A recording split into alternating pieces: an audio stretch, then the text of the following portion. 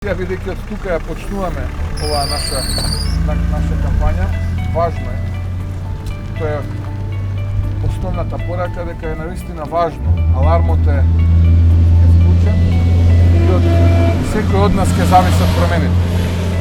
Од нас зависат промените.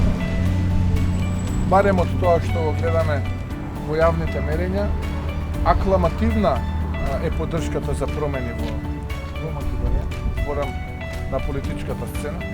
Ние работаме на полскиот пазар, Норвешка и Данска.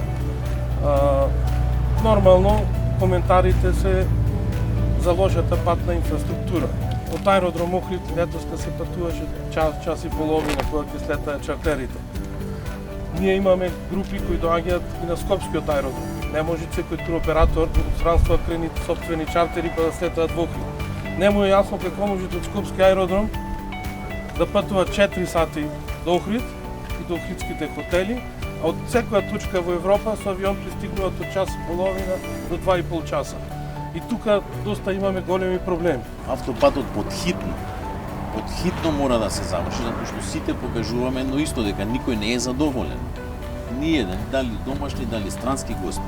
Решение е да се направи еден план кој ќе треба да го следат и идните генерации и за следните 50 години да знаеме како тоа ќе изгледа ова место овдека за живење и како тоа дете што си отишло од овдека ќе каже ај ќе почекам 10 години ќе се десат овие работи. Јас сум свесен дека овој пат не е приоритет на оваа влада. Приоритет на оваа влада се проектите кои што не ги гледаме, а за кои за жал се потрошија повеќе од 200 милиони евра за денес. Ова ќе биде еден од главните приоритети што од првиот ден на формирањето на новата влада да влезе во сериозен проектен менеджмент да оваа делница биде конечно направена и пуштена во употреба.